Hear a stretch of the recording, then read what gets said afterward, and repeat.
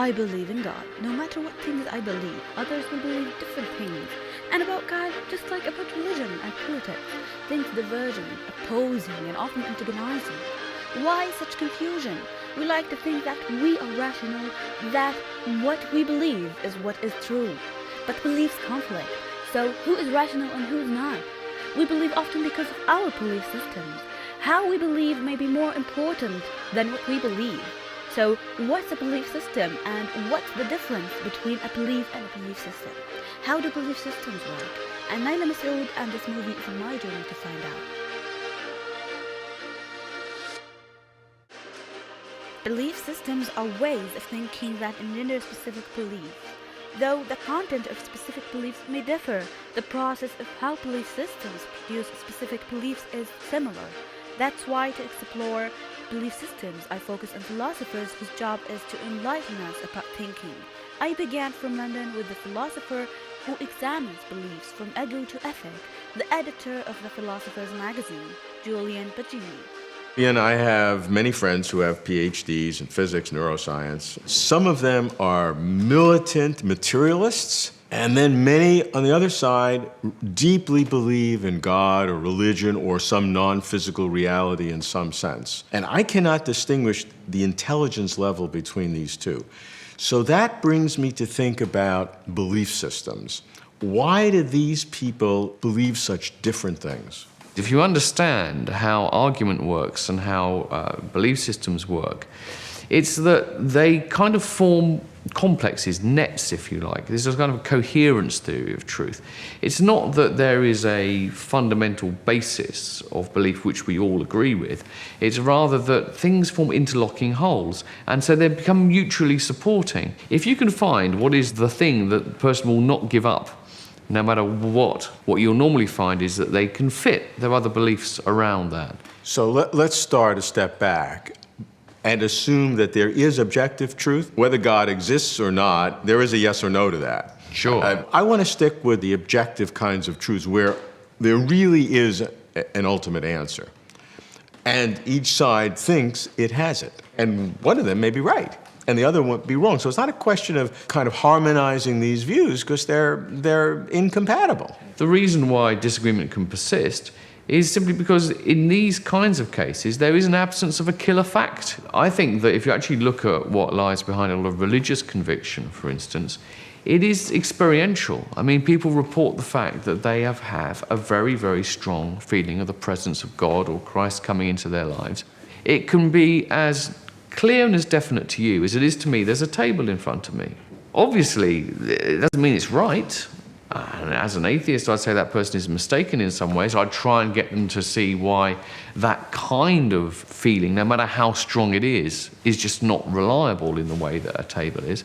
But the way in which people construct their worldviews is partly based on the perceptions and feelings which they think are just unanswerable. The arguments of those people who say, I can't prove the existence of God from the physical universe. I have this internal belief because I've had an experience, and that they then can find, when they look at the universe, great expressions of God's creativity or whatever else. I like that argument because at least it's consistent. I guess the problem I have with that way of thinking is that, sure, if you have this feeling, this very strong conviction, which seems to you as real as anything else in the universe, that God exists, you still have to ask yourself the question, yes, but is that the kind of feeling that we have reason to trust? And I think when you look around the world and you look at the different kinds of religious experience people have, you find that people have very, very strong experiences which convince them of completely incompatible gods, divine kinds of existences, and so forth. And so I think, difficult though it may be, one should really take the view of saying, look, I know this is powerful, I know it seems to me so strong that I can hardly doubt it, that this is true. I can't trust that, in a way in which we kind of have to trust our basic perceptions, there are tables and so forth.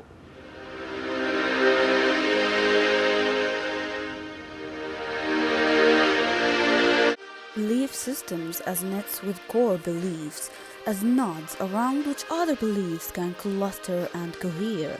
Nice. But how do core beliefs develop?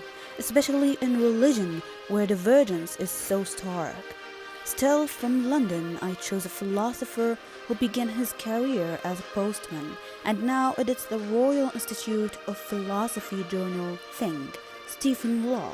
How can so many people of great intelligence believe such different things? Very often we think we've been led by reason, by argument, by evidence. But actually, what's really going on is something else. There may be, for example, causal mechanisms operating on us. Maybe evolution, maybe natural selection has predisposed us towards certain kinds of belief, such that we would find it very hard to resist those beliefs. And we'll be able to expend a lot of energy on constructing a very complex system of arguments around that belief in order to defend it and convince ourselves that it's not so unreasonable after all. There are many causal mechanisms that are operating on us, social pressures, desire to conform, not to be out of step with our peers and so on. One of the great problems that religious people have, I believe, is the enormous dispersion of religious beliefs, which are absolutely in conflict with each other. But you have to recognize this as something that's fundamental to human beings because so many people believe it. It's something that demands our attention.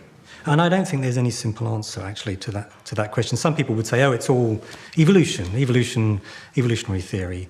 Evolutionary psychology predisposes takes people. care of that. I'm sure that there's some truth to those explanations, but I'm sure it's also going to be more complicated than that. I believe, and you believe, that water boils at 100 degrees centigrade at 1 atmosphere, freezes at 0. It's a widespread belief. We both believe it because it's true. And we have abundant evidence, and there have been tests and experiments and so on done. So that's a belief to which we're powerfully attracted and wedded, and there's nothing wrong with that. But other times you find people powerfully wedded and attracted to beliefs that actually are not reasonable at all. You take conspiracy theories, for example, about 9/11 or Jewish people or whatever it might be. You tend to find certain things cropping up again and again. You find that people will always be able to make their theory fit the evidence. Consistency with the evidence is what they emphasise. My theory fits. Now, the truth is that any theory, no matter how ridiculous, can be made consistent with the evidence, particularly if your theory involves, say, supernatural beings or mysterious beings with unusual powers. Because whenever somebody comes up with a bit of evidence against what you believe, you just make the conspiracy bigger to take care of it. And then what you also do is you fire off a lot of problems at your opponents, questions that they're going to struggle with, and you machine gun them with these problems. And these things kind of work together to produce a kind of mindset such that it seems completely unreasonable to you that anyone wouldn't believe the conspiracy theory. It seems that they're somehow, victims of the conspiracy. And you find this also within some religious settings. They'll explain, everything can be explained. Everything makes sense on my religious point of view. And you can't explain this and this and this and this, can you? It just seems perfectly clear to me that what I believe is true, that you must somehow be suffering from some sort of perceptual defect too, that you have been got to by devils, say. That's the only reasonable explanation for why you can't see the truth, which is so obvious to me. Now, I'm not saying that all religious belief is like that, but sometimes it is, and I think that's unhealthy.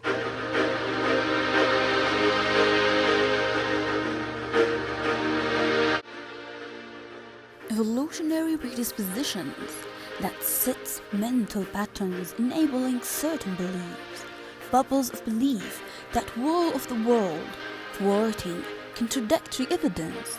Is that why I believe the things I do? Hardwired brain biology and self-deluding, self-consistent psychology? I don't like this. I imagine myself more in control. But what I like means nothing, of course. What counts is how belief systems work. To find the means and mechanisms of belief systems, there's only one place I go, the brain. I chose Boston University to ask a neuroscientist who specializes in the neurobiology of belief and religious experience, Patrick McNamara. There are lots of clinical syndromes that involve dramatic changes in belief. systems. One common denominator in them all is that beliefs start with the identification of something that's salient to the individual. And that requires the dopamine system to tag some event or person as salient. Dopamine system being? A neurotransmitter that's projected up into the higher cortical systems that support various neural networks. Right. And it's particularly important for the identification of what's important. Okay, so now something's tagged as important. Now it gets funneled into the processing systems. I had a case of Othello syndrome. Othello, as in Shakespeare's Othello? Right, involving delusional and obsessional jealousy, where we gave a dopaminergic agent to this individual for therapeutic reasons, and he developed a very insulated delusional belief system about his wife, that she was cheating on him. The dopamine gets activated. He tags this issue, what's my wife doing, as salient to him. He develops a delusion about it, and then the delusion is insulated from evidence to the contrary. So there's, no matter what evidence we presented to him that his wife was not cheating on him, he would not be convinced. So the brain puts constraints on our belief processing systems. Are there other examples? Another fascinating example for me is called Capgras syndrome. And here the patient usually has lesions in the frontal lobe, but the lesion is situated in such a way that some frontal functions continue, but they're disconnected from temporal lobe functions and memory functions. So the primary symptom is that the patient believes that somebody very familiar to him, his wife usually, is an imposter. If you say, but how come she looks like your wife? Well, she looks just like her, I know. She has the same voice, wears the same clothes, but I know she's not my wife. You somehow created an imposter. How would we do that? I don't know, you scientists, you somehow did it. You found somebody who looks like her, and I don't know why you're doing it, but she's not my wife. And no evidence will convince him otherwise. Again, the insulation of the delusional belief system from counter evidence. Are there examples of that's not your wife? It's usually somebody very familiar, because the mechanism depends on not being able to access memory stores adequately. See, the disconnection between the frontal system, the judgment system, and memories about the wife or the familiar person, they're not being integrated. And that tells us that memory stores about familiar figures are likely organized in separate components than other memory stores. They can be accessed separately, and they can be distorted separately, and they feed into delusional systems. I think one thing that the brain data tell us is that for fitness-related issues, matters involving all those things we love to talk about, sex and family stuff and money stuff, belief systems are going to be less open to evidence than belief systems that are not tied to fitness-related indicators. How about religious belief systems? Religion, I think, certainly does involve hierarchies of value systems. Every religion wants to regulate and talk about sex, of course, but most religions go way beyond that and say, we're talking about ultimate realities, ultimate values. So you would expect religious belief systems to sometimes be impervious to evidence to the contrary, because so much is up for grabs.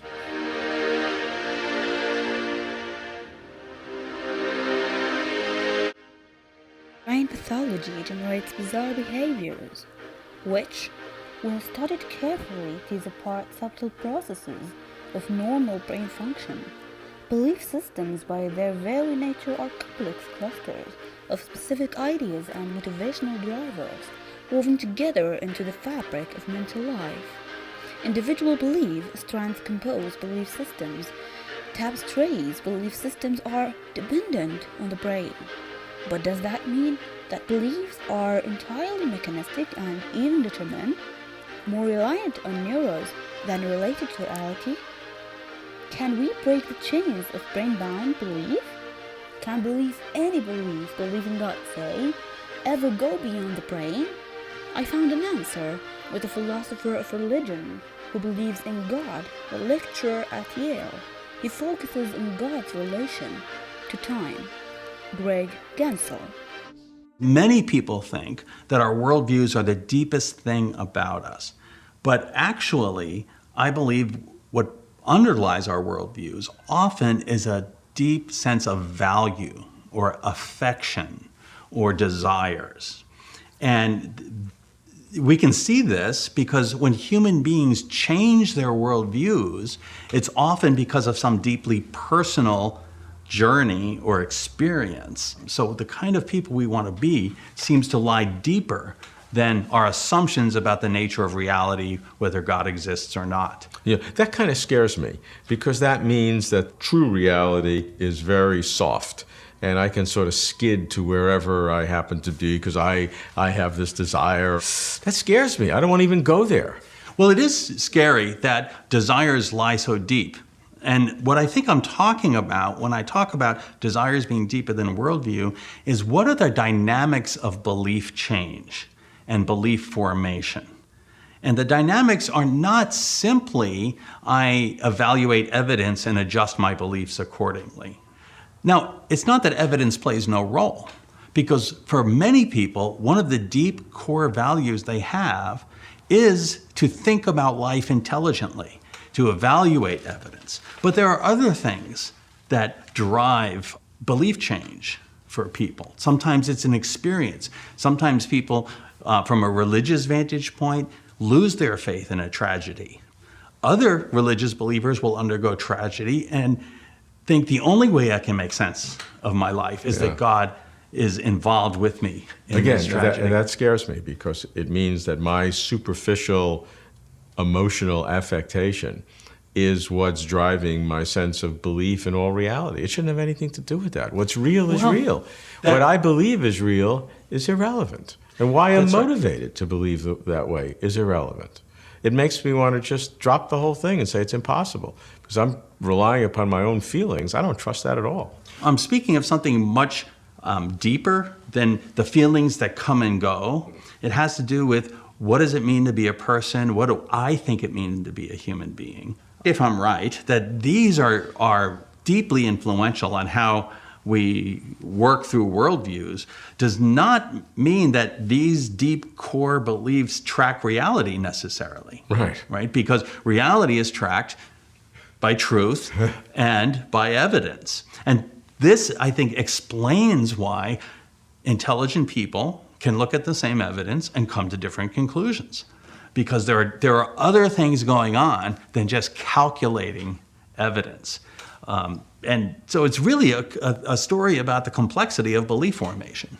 Doesn't that erode your confidence in ever-reaching firm beliefs about things that are not just purely scientific? It doesn't erode my confidence about these things. It should. But it helps me recognize something that I should know on other grounds, is that the quest for certainty is a quest that only fits really literally in logic and mathematics. Okay.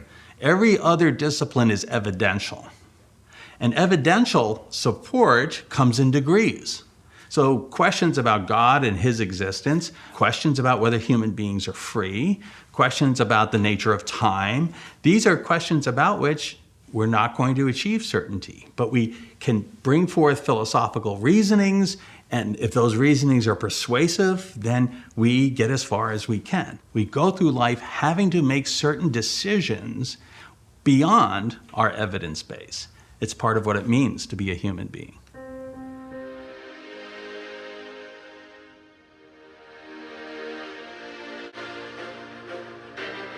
No one escapes the webs of belief systems. Skeptics as well as believers are caught. Atheists and theists are entangled. How then caught and entangled? Can we ever get closer to truth?